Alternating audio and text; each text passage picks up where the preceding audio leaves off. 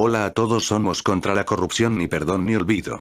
Antes que nada, queremos pedirte que compartas esta información que es fruto de nuestra recopilación de datos que nosotros escudriñamos para hacerles un tema específico para informar a la población peruana quienes, en su mayoría, son víctimas de la ignorancia que los putrefactos gobiernos supieron proliferar mediante el mecanismo del monstruo comunicativo. Que son los medios de descomunicación. Todos aquellos que están de acuerdo conmigo respecto a las mafias fujiapristas, sabemos lo nefasto que fueron los gobiernos de Alan García y Fujimori hasta el último gobierno. Gracias a la ignorancia que estas mafias supieron sembrar, también recordaremos la hiperinflación del gobierno de Alan García, que supimos superar sin necesidad de huir a ningún país vecino a dar pena. Pero bueno, este es otro tema que tocaremos más adelante para crear conciencia en el pueblo. Por eso, querido compatriota, es necesario tu apoyo a este canal con un me gusta y o suscripción y sugerencias en los comentarios para posicionarnos en los vídeos relevantes en el país y ayudar a crear conciencia en el pueblo, y por qué no educar a la juventud, que en su mayoría jóvenes ahora universitarios no saben realmente lo que sucedió en el país en aquellos tiempos en que toda generación anterior a los millennials conocen bien. Primero te explicaremos en lo más resumido posible el nefasto primero gobierno de Alan García, que sorprendentemente el pueblo pecó de ingenuo cuando logró el segundo mandato. Primero, ¿quién fue Alan García Pérez? Este ser experto en oratoria comenzó sus pininos en el seno de una familia aprista de clase media. Su madre, Anita Pérez Rojas, fue fundadora del APRA en Camaná, Arequipa, y su padre, Carlos García Ronceros, fue secretario de organización de dicho partido durante el gobierno de Manuela Odría. Debido a su exuberante estatura entró a la fuerza de contención llamados los Búfalos del APRA, donde cautivó con su ejercitada oratoria, fecundada en la Complutense de Madrid y en la Sorbona. Pero este ser no solo obtuvo de los votos de los hombres con su parla antiimperialista, que en ese tiempo estaba muy de moda, sino también por el voto de las mujeres de nuestras familias, que se ilusionaban con sus talla, buena pinta y buena parla. O sea, prácticamente subió al poder por saber usar la lengua y un golpe de suerte y por la vara de mamita. Pero ahora ya salió a la luz los vínculos de los García Ronceros con las constructoras Odebrecht desde los 70, estando involucrado el padre y el tío. Aún así fue un nefasto presidente en su primero gobierno, 28 de julio de 1985 a 28 de julio de 1990, donde tuvo como vicepresidentes a estos ratonazos: Luis Alberto Sánchez Sánchez, Luis Alba Castro. En la descripción del video te daremos información por buenas fuentes el amor que se tiene la familia de este prófugo búfalo desde los 70 con la polémica constructora brasilera, pero este asumió luego de otro enorme roedor. Quizás sea pieza clave de la invasión de empresas chilenas y españolas en el país. El segundo y último gobierno no consecutivo de Fernando Belaúnde Terry empezó el 28 de julio de 1980 y culminó el 28 de julio de 1985. Bajo este gobierno estallaron diversos escándalos de corrupción, como los casos Gubarte, Volmer, Bancoper, Mantaro Pachitea y Villa Coca 37. El caso Gubarte involucró al ministro de Justicia Enrique Elías Larosa, del PPC, partido aliado del gobierno. Durante el período en que estuvo al frente del portafolio de Justicia, 1981-1982, Elías Larosa firmó contratos para la construcción y equipamiento de centros penales con la compañía española Gubarte, como parte de un acuerdo de ayuda crediticia entre los gobiernos peruano y español.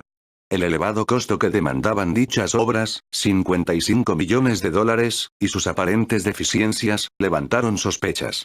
El Contralor General Miguel Ángel Kusianovich presentó cargos contra Elías y sus cercanos colaboradores por malversación de fondos públicos. El caso fue abandonado cuando Elías adquirió inmunidad parlamentaria al ser elegido diputado en 1985.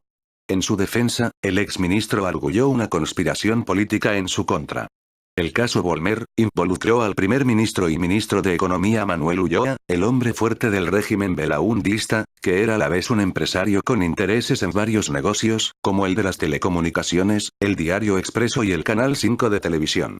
Ulloa, al parecer, favoreció a un conglomerado empresarial venezolano, el Grupo Volmer, del que era accionista y miembro del directorio, en la venta de Irrigadora Chimbote Sociedad Anónima. Este escándalo ocasionó que en diciembre de 1982 Ulloa renunciara a su cargo político. El caso Bancoper involucró al Estado en un intento frustrado de rescatar a Bancoper, un banco privado que atravesaba serias dificultades por préstamos hechos a empresas del Grupo Bertello, uno de sus principales accionistas. A favor de dicho banco, el Estado usó 30 millones de dólares del Banco Central de Reserva y del Banco de la Nación, procedimiento irregular que generó en el Congreso una acusación constitucional, 1985.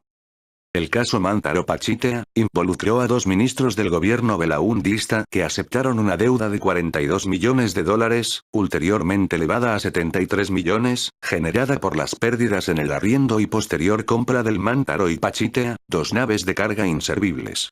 Este caso, al igual que el anterior, no avanzó debido a la política de borrón y cuenta nueva que aplicó el siguiente gobierno aprista de Alan García.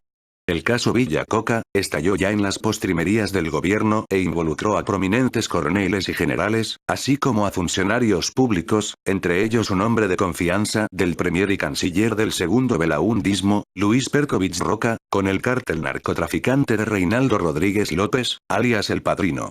¡Qué joyitas, verdad! Bueno, es lo que hubo. Volviendo al prófugo Búfalo, este primer gobierno fue sinónimo de interminables colas, de paquetazos e hiperinflación. Primera gestión del líder aprista. García fue el primer miembro de su partido, la Alianza Popular Revolucionaria Americana, APRA, en llegar a la presidencia, con 36 de edad, el más joven en asumir ese alto cargo. Según cifras del Banco Central de Reserva, la inflación durante su primer mandato al frente del país, llegó a 2.178.482%. Estadística, que solo ha sido superada por el presidente de Venezuela, Nicolás Maduro, que ha llevado a miles de venezolanos a formar parte del éxodo más grande de Latinoamérica. El Fondo Monetario Internacional, FMI, ha estimado que el país llanero llegó a los 10.000,000% de hiperinflación. Al asumir su primer mandato en julio de 1985, Alan García señaló que terminaría con el control fiscal que se llevaba y que cumpliría con el pago puntual de la deuda externa del país, que le dejó su antecesor, Fernando Belaúnde. Lo que provocó la hiperinflación durante el primer gobierno de Alan García se extendió por años. Fuente: Andina. La peor inflación. Alan García tenía como meta controlar la inflación. Decidió aumentar el precio de los combustibles y de algunos productos básicos, de primera necesidad. Para evitar el choque, el gobierno compensó las alzas con subsidios estatales. La gasolina subió en 30%, la electricidad en 12% y los alimentos como la leche, el maíz y el arroz también registraron incrementos en sus costos. Ante la falta de reservas internacionales, el Estado peruano empezó a imprimir más dinero, a dar más subsidios, se ordenó alzas de sueldos, lo que finalmente significó el aumento de la inflación. El dinero de los peruanos no valía, el déficit fiscal y la inflación se dispararon. Los cambios en los precios se daban en cuestión de horas, los productos de consumo básico costaban más de 50% más caro el martes respecto al lunes, por ejemplo. En octubre de 1987, el gobierno de García Pérez devaluó el INTI en 24%. El anuncio de los paquetazos continuaban, y al finalizar ese año, la crisis y recesión económica ya eran evidentes. A falta de dólares, el Banco Central no pudo controlar el alza de la tasa de cambio. Es así que García decide recurrir a préstamos del FMI, gran error de todo ladrón al poder, y al Banco Mundial, que pidieron el pago anticipado de las moras, por dólares americanos 1,500 millones. Entonces el 6 de septiembre de 1988, para detener la inflación y la crisis económica, se anuncia el choque económico. El Plan Cero empeoró la situación, y la inflación pasó a ser una hiperinflación, los precios subieron 114%. A la crisis económica se sumó un paro en la industria minera que mermó las exportaciones, agravando así el déficit comercial, con casi cero reservas internacionales. En su primer año de gobierno García, 1985-1986, buscó estabilizar los precios y hacer crecer la economía, a través de las siguientes medidas. Aumento de sueldos en un 18%, alza de tarifas de electricidad y telefonía en 20%, disminución de precios de materiales de construcción y medicamentos, reducción de tasas de interés de 280 a 110%, devaluación del INTI en 12%. Congelamiento de precios de alimentos y alquileres, control de tipo de cambio en 13.908 soles por dólar, mercado único de cambios, el conocido dólar MUD, congelamiento de certificados de divisas por 90 días, pero que no te engañen las cifras puesto que estuvimos mucho peor, joven. Basta con preguntarles a sus padres y abuelos las largas colas que tenían que hacer para comprar pan, 1 kilo de arroz, aceite o huevos. En pocas palabras, estuvimos casi como Venezuela, pero también en este periodo le tocó lidiar con los subversivos. El terrorismo en el Perú se encuentra dividido en periodos, los cuales son: primeros atentados y emboscadas, mayo de 1980, enero de 1983. Escalada y pico de la violencia. Masacres y atentados, enero de 1983, junio de 1986. Despliegue nacional del terrorismo, junio de 1986, marzo de 1989. Crisis extrema. Equilibrio estratégico y nueva estrategia antisubversiva, marzo de 1989, septiembre de 1992. Declive, septiembre 1992, noviembre 2000. El conflicto se inició cuando el incipiente grupo político Sendero Luminoso atacó e incendió unas urnas electorales en el poblado de Chuschi en las elecciones generales de 1980,38. Posteriormente el Estado peruano declara en estado de emergencia en el departamento de Ayacucho, poniéndolo bajo mando militar e iniciando una constante tensión entre la población. La posterior aparición del MRTA desencadenaría en todo el Perú un período de inestabilidad política que daría como respuesta una dura represión por parte de los gobiernos peruanos de turno. Desde el ámbito internacional, países como España, a pesar de su inestabilidad política, mostró su apoyo al gobierno. El gobierno de los Estados Unidos mandaría apoyo táctico entre comillas, puesto que teníamos al infame Vladimiro Montesinos, quien fue entrenado por la CIA junto a unos cuantos fétidos oficiales, entre ellos el asesino Sinchi Robert Moisés Vázquez del Águila Aligas Gedeón. Este infame personaje se atornilló al favor de distintos mandatarios, siendo el sicario personal que nunca refutaba alguna orden. Cuba y China, países de sistemas comunistas, darían su respaldo, condenando todo acto terrorista ante civiles, sin importar la ideología que sea.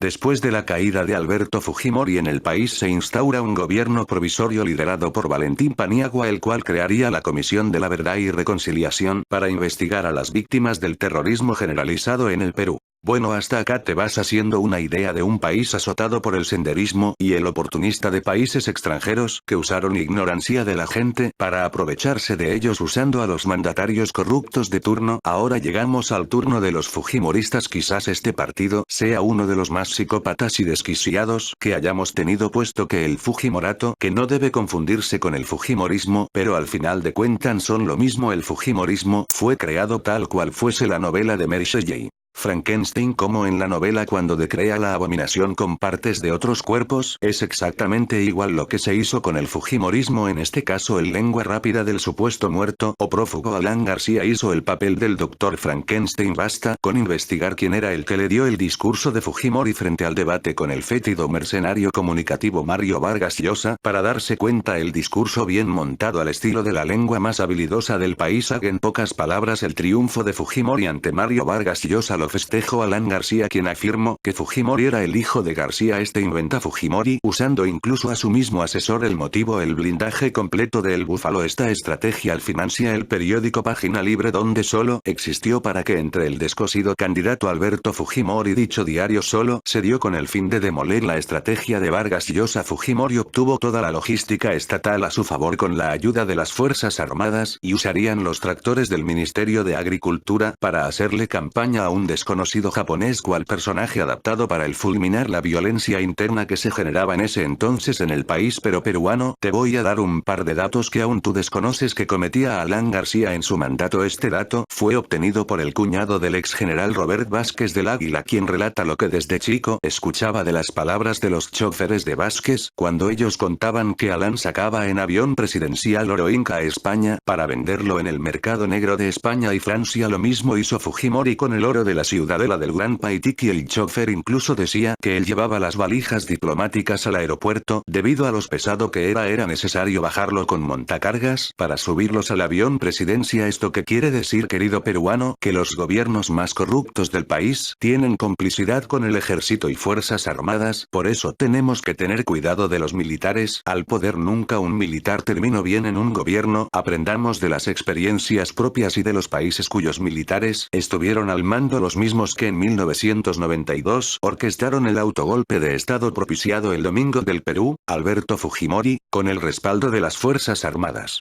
En este se disolvió el Congreso de la República, se intervino el Poder Judicial y además hubo persecución de miembros de la oposición. El 82% de la población, según encuestas de la época, apoyó esta medida por el desprestigio del Parlamento. El proceso de privatizaciones constituye otro capítulo nefasto del decenio fujimorista y que pone en evidencia los manejos oscuros de los recursos del Estado. Sin transparencia, criterio técnico y pasando por alto el interés nacional, las empresas públicas fueron rematadas y no siempre al mejor postor. Entre 1990 y 2000 se ejecutaron 228 operaciones de venta, concesión o liquidación de empresas públicas, lo que generó un monto de 9.221 millones de dólares americanos. Sin embargo, de esta cantidad solo ingresaron al Tesoro Público 6,445 dólares americanos.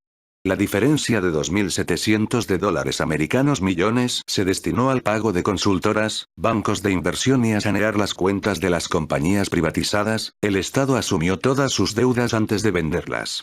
El dinero que finalmente ingresó a las arcas del Estado se utilizó en menor porcentaje para los fines previstos y por el contrario se gastó en compras de armas, pagar la deuda externa, cubrir el déficit fiscal, y a financiar la reelección de Alberto Fujimori. El decreto legislativo 674 establecía que el dinero de las privatizaciones se debía invertir en salud, educación, infraestructura vial, seguridad, erradicación de la pobreza y pacificación.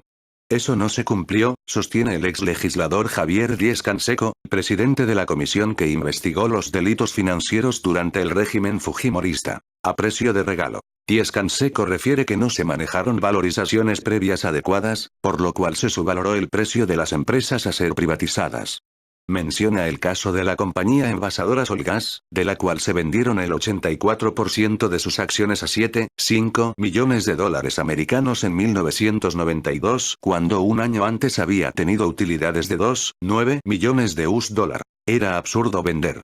El operador que compró recuperó su inversión en 3 años y en 1996 vendió el 60% de sus acciones en 39 millones de dólares americanos.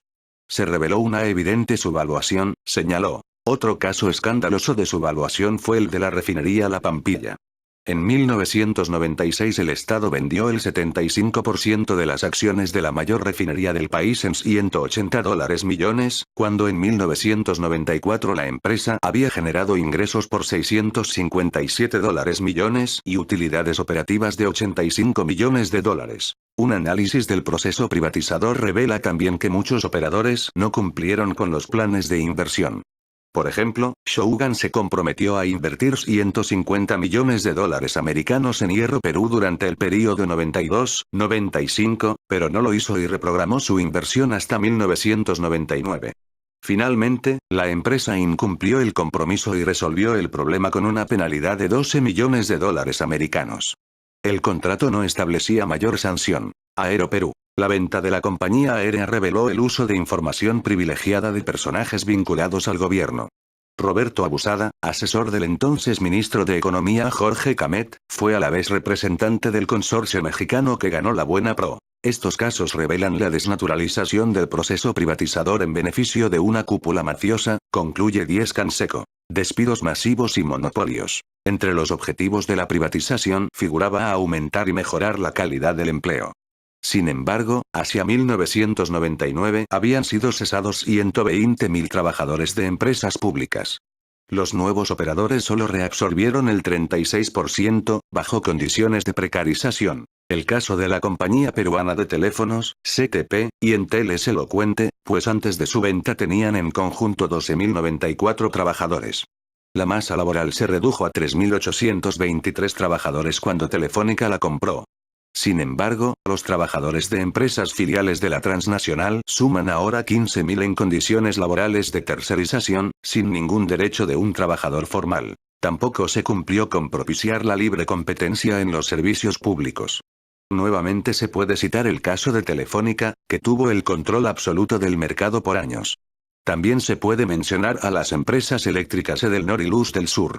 Ambas se han dividido el servicio eléctrico en la capital y hasta la actualidad los usuarios no tienen posibilidad de cambiar de operador si así lo desean. Cabe hacerles recordar la modificación de la constitución política perpetrada por el japonés a favor de las empresas extranjeras, exonerándolos de impuesto y destruyendo los derechos laborales que había dejado implementado Juan Velasco Alvarado. Haciendo así un empresariado y un proletariado mendigo, esto y muchas cosas más hacen de Fujimori uno de los presidentes más corruptos del mundo, ubicado en el 6º lugar según una encuesta internacional en el 2013. Como los presidentes más corruptos del mundo, así es, querido compatriota, como decía Fujimori Yuka Pati. Y Yuka Pa, todos el objetivo de este video es crear conciencia en la población joven del país, y por qué no refrescar la memoria de los adultos que estuvieron y vivieron aquellos años de libertinaje corruptivo. También estos son esfuerzos por liberar de la doctrina naranja y el amor pagano a los tapers que estos nefastos genios manejados por el más inteligente de esta banda, el mismísimo hombre fuerte del servicio de inteligencia, el topo americano Vladimiro Montesinos Torres, quien hasta el día de hoy el que mueve los hilos de la corrupción. Ese silencio vale oro. Es tan inteligente que cuando fue detenido, advirtió que si se le llegara a pasar algo, la familia de este esparcida como testaferros en Estados Unidos y el Caribe sacarían a la luz el resto de los conocidos Vladivideos. También, querido peruano, queremos que te vayas familiarizando con el cómplice quien sabe demasiado, el Sinchi Robert Moisés Vázquez del Águila. Te invitamos a que veas nuestro video anterior, el cual hablamos del blindaje de los Sinchis, quienes perpetraron el atentado de Tarata que le sirvió de detonante al nefasto Nippon para el autogolpe, donde se hizo de empresas que luego remataría a precios ridículos. Así es, peruano, como este invento del lengua de oro de García se volvió un genio en estafa, traficante de armas, narcotraficante, y vendedor de armas a la guerrilla de la FARC en Colombia, y el llenado del narcoavión fueron gracias al apoyo de los Sinchis, quienes son los padres de en ese entonces recién formado Dirandro. Si no, ¿cómo crees que podía movilizar tanta droga?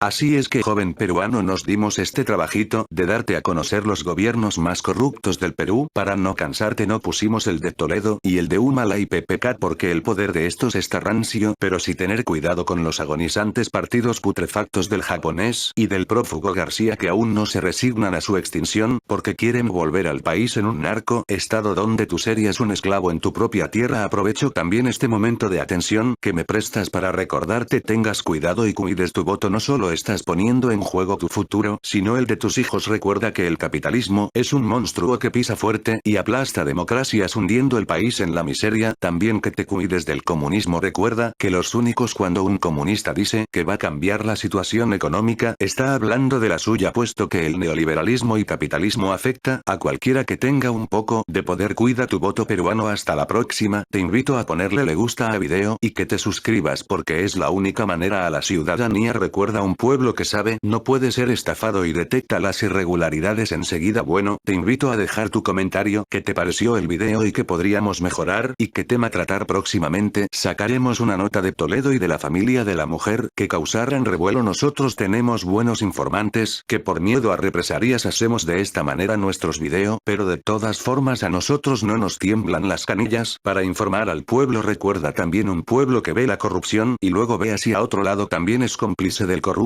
También te vamos adelantando que expondremos a los magnates y millonarios que fomentan las ONG y grupos movimientos que su único fin es que nos dividamos. Recuerda, en nuestra mano está el poder, siempre fue así.